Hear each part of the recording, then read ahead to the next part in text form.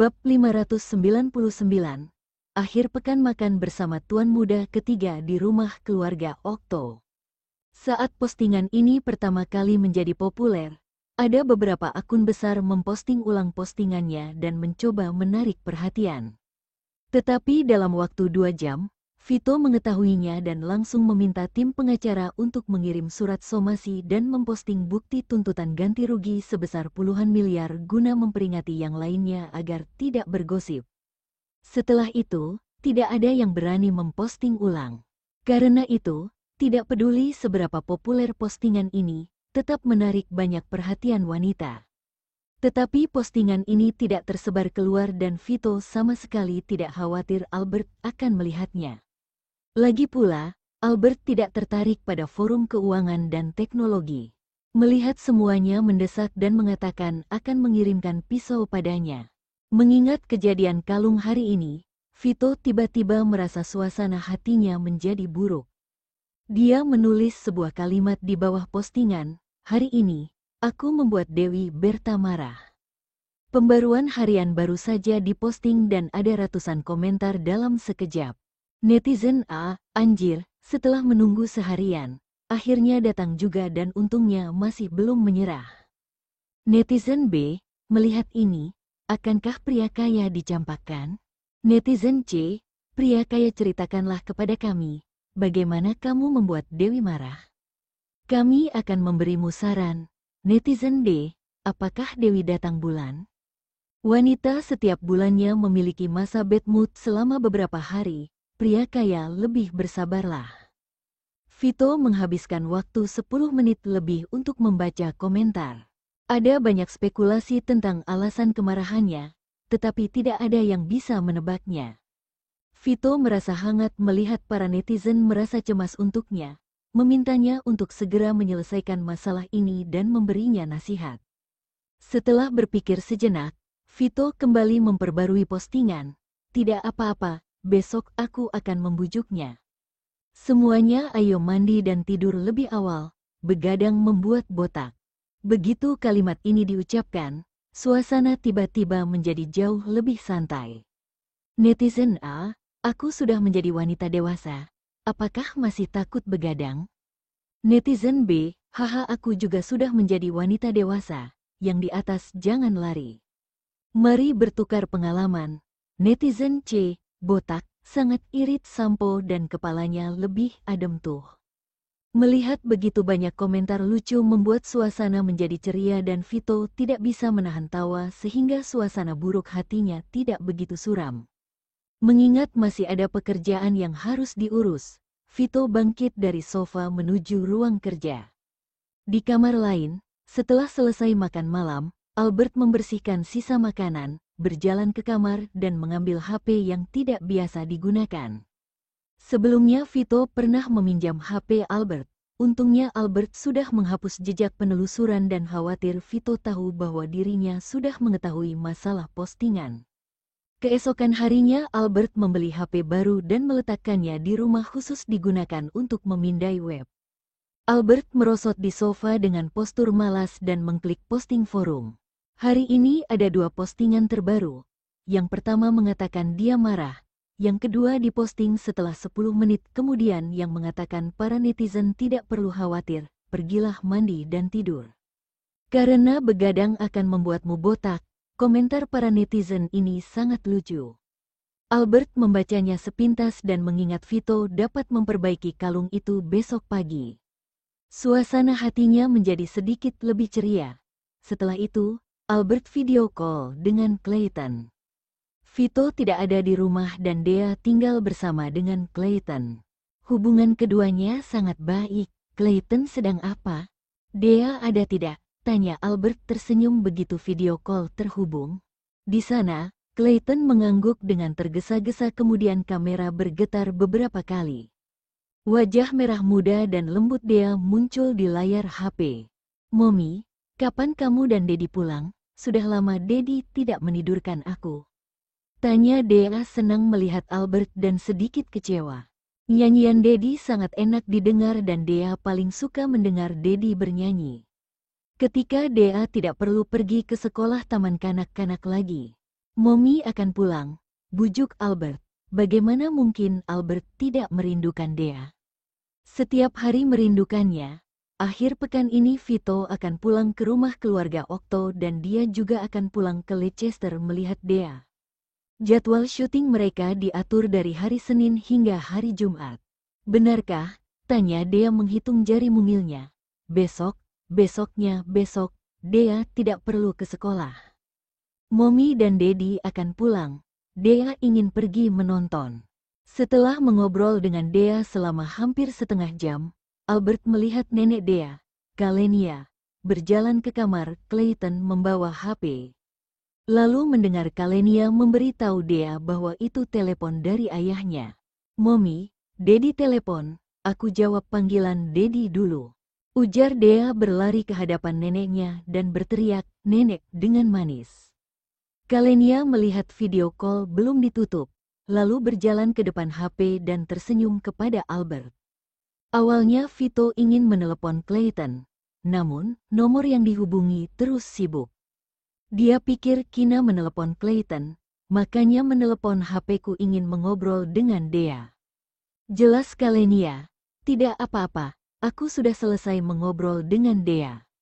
Aku masih ada urusan lain, tutup dulu ya, ujar Albert tersenyum sembari menggelengkan kepala. Setelah kembali ke kota Leicester begitu lama, orang-orang dari keluarga Okto akhirnya mengetahui bahwa Dea adalah darah daging keluarga Okto. Ini pertama kalinya Albert menyapa ibu dari pria itu. Nyonya Okto adalah nenek Dea dan dia adalah Mommy Dea, tetapi bukan istri Vito. Hubungan seperti ini membuat Albert canggung dan tidak nyaman. Tunggu sebentar, ujar Kalenia menghentikan. Albert, akhir pekan ini kamu pulang ke Leicester untuk melihat Dea, kan? Tanya Kalenia. Iya, jawab Albert sedikit ragu lalu mengiyakan. Baiklah, aku akan membicarakannya dengan Vito untuk mengajakmu makan bersama di akhir pekan. Ujar Kalenia tersenyum ramah dan penuh kasih sayang. Beberapa tahun yang lalu Kalenia sudah sangat menyukai Albert. Ditambah Albert melahirkan cucu perempuan yang lucu dan imut. Dan yang terpenting adalah Albert adalah wanita yang dicintai Vito. Tidak perlu, ada yang harus aku urus di Leicester, tidak ada. Oke, kalau begitu sudah diputuskan, ingatlah untuk pulang makan malam bersama. Vito di akhir pekan dan sampai jumpa, ujar Kalenia dengan nada senang dan bersemangat mengakhiri panggilan video. Albert menatap layar HP yang telah menyelesaikan panggilan video dan memiliki keinginan untuk membanting HP-nya. Bisakah mendengarnya selesai berbicara? Kenapa orang keluarga Okto begitu dominan? Karena Dea terus mengatakan ingin mendengar Daddy bernyanyi untuknya. Vito meminta Dea berbaring di tempat tidur dan menyanyikan lagu tidur untuk Dea dari telepon. Setelah Dea tertidur, Kalenia mengambil HP-nya dengan hati-hati. Mendengar putranya menyanyikan lagu tidur dengan suara lembut, Kalenia berjalan keluar dari kamar. Dea sudah tidur. Vito, aku baru saja menyapa Albert. Akhir pekan ini kamu ajak dia pulang makan bersama di rumah keluarga Okto. Oke, ujar Kalenia. Bab 600, cepat atau lambat menantu jelek akan bertemu mertuanya. Mendengar putranya menyanyikan lagu pengantar tidur dengan suara lembut, Kalenia berjalan keluar dari kamar.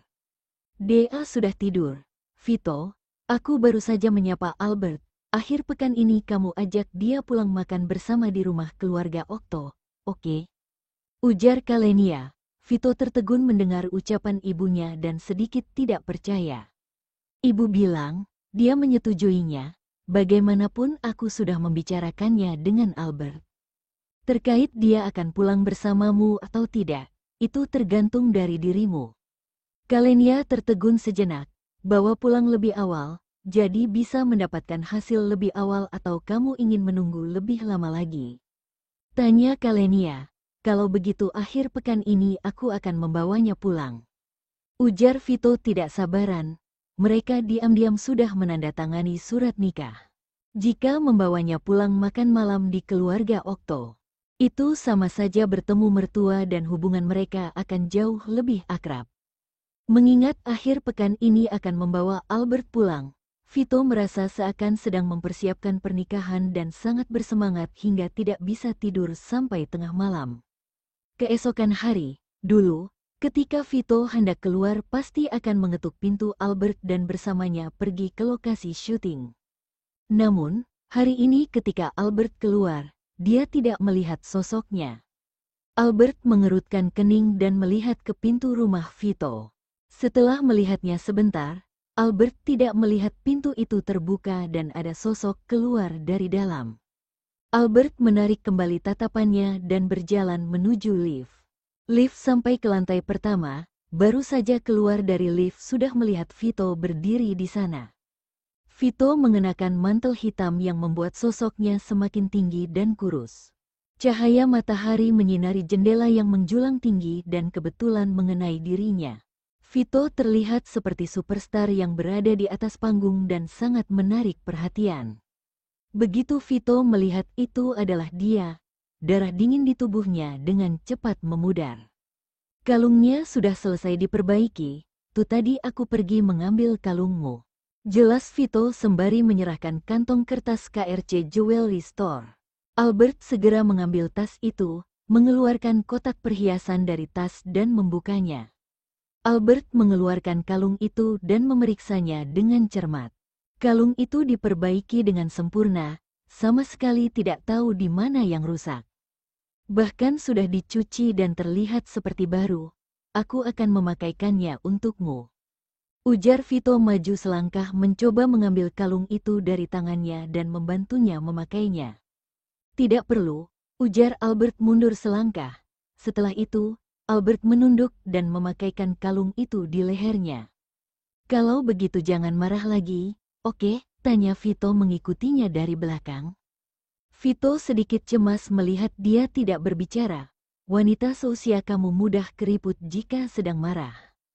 Ujar Vito, diam, Albert memelototinya dengan marah. Tahukah kamu apa saja 3 hal yang paling tabu bagi wanita? Usia, berat badan yang bertambah dan keriput. Bajingan ini mengatakan 2 hal sekaligus. Vito meraih tangannya dan membawanya ke arah tempat parkir. Albert sempat meronta, tetapi begitu melihat Vito memegang tangannya dengan erat dan tidak berniat melepaskan pegangannya. Albert tiba-tiba berhenti meronta. Vito duduk di kursi pengemudi dan menyetir dengan pelan. Kemudian melirik Albert yang duduk di kursi penumpang dan melihat wajahnya menyamping, memandang keluar jendela mobil. Ibuku memintaku akhir pekan ini membawamu pulang makan di rumah keluarga Okto. Ujar Vito mencari topik, melihat Albert tidak berbicara. Kamu tidak berbicara, aku akan menganggapmu malu dan menyetujuinya. Ujar Vito tersenyum. Aku tidak pergi, tolak Albert. Ayah, ibu dan kakek sangat mengharapkanku membawamu pulang ke rumah. Lagi pula menantu jelek cepat atau lambat akan bertemu mertua. Kamu mengatakanku jelek, tanya Albert melototinya. Pria ini tidak bisa berkata manis, tidak jelek, cantik sekali, tidak ada yang secantik Albert. Puji Vito tertawa keras. Pokoknya aku tidak akan pergi. Tolak Albert sekali lagi dan takut dia berangan-angan. Vito mengerutkan bibir tipisnya dan tidak mengatakan apa-apa. Bagaimanapun, Vito telah memutuskan untuk menculik dan membawanya pulang ke rumah Okto akhir pekan ini.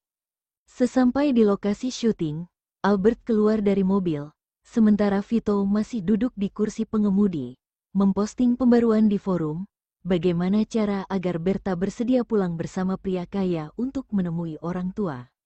Netizen 1, anjir, bukankah semalam baru saja mengatakan membuat Berta marah? Kenapa hari ini sudah menemui orang tua? Gerakan pria kaya sangat cepat. Netizen 2, setelah bertemu orang tua, apakah kalian akan mempersiapkan pernikahan? Pria kaya jangan lupa ketika menikah dengan Berta biarkan kami para netizen melihat wajah asli Berta. Netizen 3, ups. Sepertinya ada perasaan berdebar-debar dan tiba-tiba ada perasaan girang seperti mau mengantar menantu pulang. Ada apa? Vito ingin membanting HP-nya melihat sekumpulan komentar tidak jelas. Persetan, dia kesini untuk meminta bantuan. bahkan angpau juga sudah dibagikan. Tolong perhatikan apa yang dia katakan di lokasi syuting sana. Sebagai manajer Albert, Tama sangat memperhatikan postingan Vito. Begitu melihat Vito memperbarui posting, ia segera membacanya. Setelah melihatnya, Tama diam-diam melirik Albert yang sedang dirias. "Jangan menatapku dengan tatapan aneh seperti itu," ujar Albert melihat melalui cermin dan berhenti berbicara setelah melihat wajah Tama. Tama merasa hampir seluruh dunia mengetahui Vito mengejar Albert dengan cara yang menonjol. Hanya pemeran utama yang tidak mengetahuinya dan Tama merasa dia hampir terkena luka dalam merahasiakan ini. Jelas-jelas Vito pernah memperingatkannya, jika berani membocorkan setengah kata tentang postingan itu kepada Albert, dia akan habis. Jangan melihat Vito lemah lembut seperti kucing dan tanpa emosi di depan Albert. Sebenarnya, Tama tahu jelas betapa kejamnya Vito kepada orang lain dan dia juga pernah mengalaminya. Tama masih trauma mengingat apa yang terjadi 4 tahun yang lalu. Tidak peduli seberapa takut Tama kepada Vito, tetap tidak bisa menandingi rasa penasarannya. Tama melirik sekeliling, ditambah Vito tidak berada di ruang ganti. Dia menarik napas dalam-dalam dan berjalan ke sisi Albert. "Dewi Berta, aku ingin menanyakan sesuatu padamu." "Apa?" jawab Albert sengaja bersikap dingin. "Bisakah kamu tidak memberitahu Presdir Vito tentang apa yang aku tanyakan padamu?" Bisik Tama di telinga Albert. "Apa?" jawab Albert tidak sabaran, melihat Tama sangat bertele-tele. Itu, Tama melirik penata rias di belakangnya, kemudian melambaikan tangan untuk menyuruh mereka keluar. "Aku dengar kamu akan pulang ke rumah keluarga Okto bersama Presdir Vito untuk menemui mertua akhir pekan ini. Benarkah?" "Bohong, kamu dengar dari siapa?" tanya Albert mengernyitkan alis. "Aku manajermu. Dia pernah menyebutkan ini kepadaku. Namun, mengatakan kepadaku untuk tidak menyebarkannya. Karena itu, kamu jangan menanyakan ini kepada Presdir Vito atau aku akan mati." Sangat mengenaskan.